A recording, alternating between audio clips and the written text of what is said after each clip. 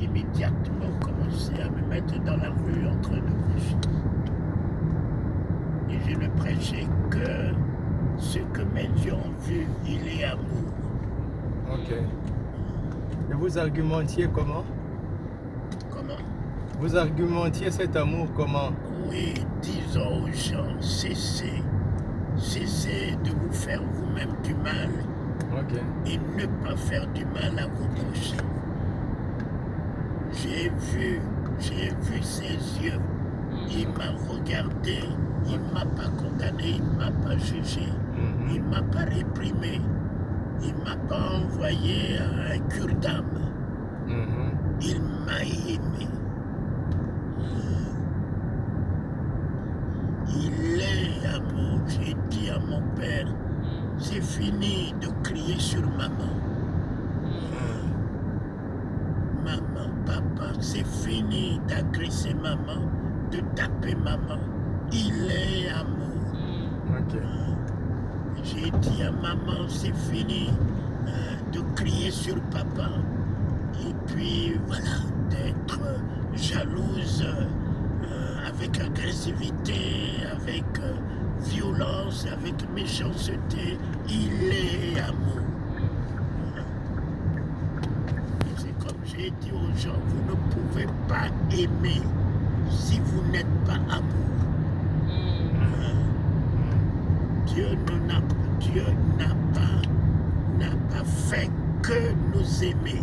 Il est d'abord amour. Mais nous aimons pour ne pas être amour. Et puis il y a une variation dans notre amour. Parce que on n'est pas d'une manière innée amour. Ouais.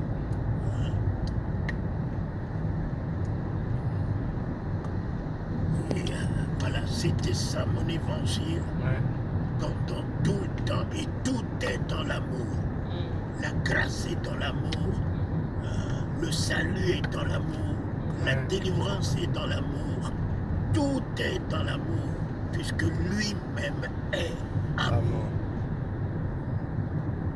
Mais quand mes yeux ont vu la Bible, un soir où j'étais allé à une église, mais je ne sais pas si j'ai terminé la Bible la même nuit où je l'ai eue. Mais je me dis quoi? Ce que je dis est écrit quelque part. Ok.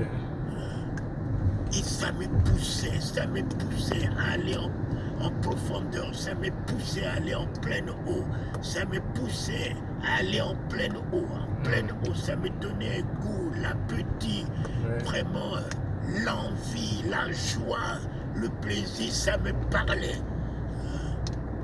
Et ça me révélait beaucoup de choses dans ma propre vie. J'ai dit, mais il a vu ma vie pour écrire ça.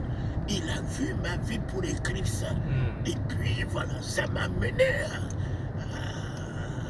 à aller en profondeur, à scruter, voilà, à aller, à lire, à méditer.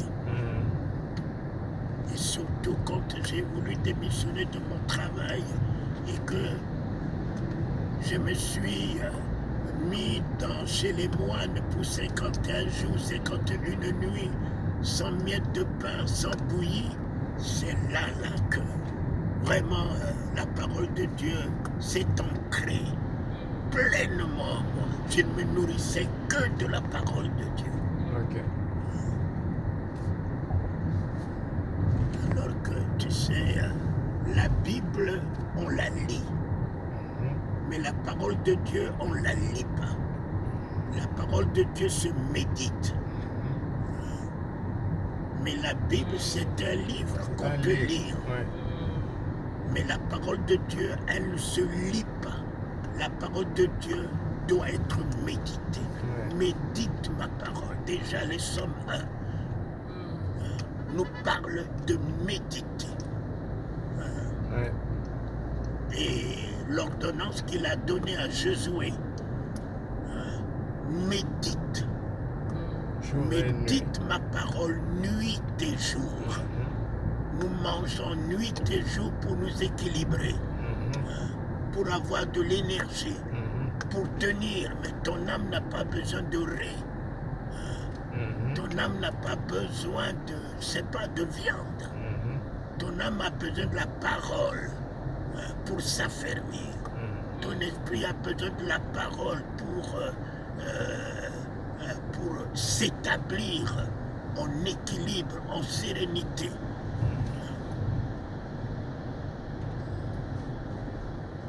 Et lorsque la parole de Dieu est méditée, est mâchée, parce que tu vois les herbivores. Les herbivores, quand ils broutent, ils ne les avalent pas. Ils emmagasinent quelque part. Et quand ils se mettent dans le repos, ils ramènent ce qu'il a brouté pour ruminer. Ruminer. Et après avoir bien ruminé, il avale. Alors quand tu avales, elle ne reste plus parole de Dieu en toi. Elle devient vie, elle devient santé, elle devient paix, elle devient joie. Elle devient tout ce qu'elle incarne en toi. Et si ma parole demeure en toi et que toi dans ma parole, alors demande-moi tout ce que tu voudras. Cela te sera accordé. Alors comment la parole de Dieu peut-elle demeurer en moi si je ne l'avale pas?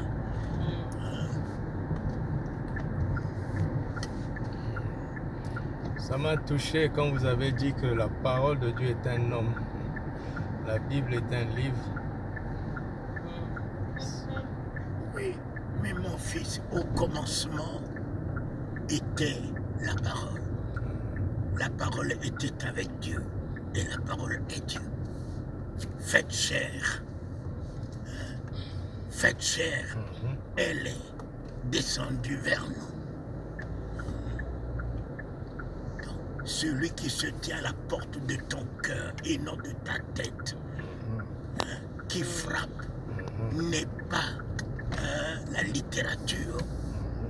C'est un homme qui se tient à la porte de ton cœur qui frappe. Et quand tu ouvres, alors cet homme qui est la parole de Dieu rentre. Et quand il rentre, tu n'as plus de place de la haine. Plus de place de la rancœur, plus de place de l'inconsidération de ton prochain. Même ton ennemi, tu te permettras de le valoriser, de l'élever.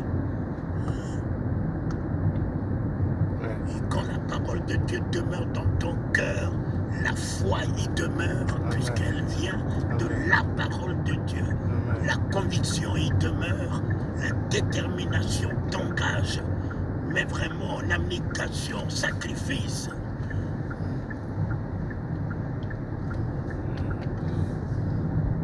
Donc la Bible est bien pour la tête, avec toute la métaphysique, avec toute la théologie, avec toute la science religieuse. C'est pour la tête. Pour la tête. Les versets et les chapitres sont pour la tête, mais l'amour est pour le cœur.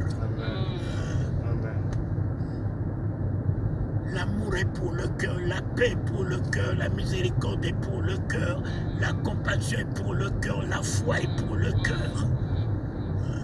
Le pardon est pour le cœur. Voilà l'identité de la parole de Dieu. C'est tout ça. Quand tu as la parole de Dieu, tu ne vois pas le mal partout. Quand tu as la parole de Dieu, tu ne médites pas le mal pour quelqu'un.